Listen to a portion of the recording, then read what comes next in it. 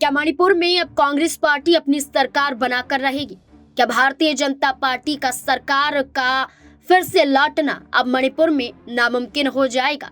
Bharatiya Janata party ने बड़ी चालाकी से मणिपुर में राष्ट्रपति शासन लागू करवा दिया, लेकिन भारतीय जनता पार्टी के विधायक ही अब उनका साथ नहीं दे रहे हैं। इस बात का दावा खुद कांग्रेस पार्टी के राष्ट्रीय अध्यक्ष मल्लिकार्जुन खड़गे करते हुए भी नजर आए हैं।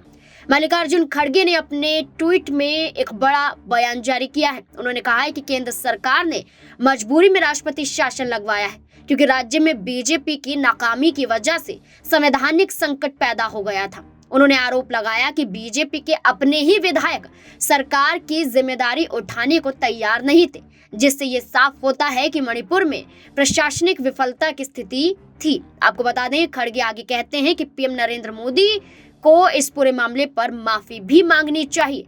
बीजेपी की डबल इंजन सरकार मणिपुर के निर्दोष लोगों के जीवन पर भारी पड़ रही है।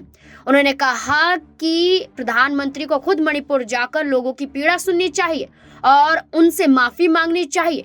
खड़गे ने आगे कहा कि मणिपुर की जनता बीजेपी और प्रधानमंत्री को कभी भी माफ नहीं करेगी। आपको जानकारी के लिए बता दें कि 9 फरवरी को एन बीरेन ने मुख्यमंत्री पद से इस्तीफा दे दिया। इसके बाद मणिपुर में राज्यसभा के तौर पर आपको ये बता दें कि पूरा माहौल गर्माता हुआ नजर आया था, लेकिन राष्ट्रपति शासन लागू अब कर दिया गया है। दरअसल विधानसभा सत्र लंबे समय से नहीं बुलाया जा रहा था, समय भी नजदीक आ गया था। बजट सत्र के दौरान देखा जाए तो विधानसभा का सत्र मणिपुर में बुलाया जाना था, लेकिन इसी बीच एन बीरेन का इस्तीफा हुआ। अब सवाल खड़े ये हो रहे हैं कि मणिपुर में भारतीय जनता पार्टी फंस चुकी है।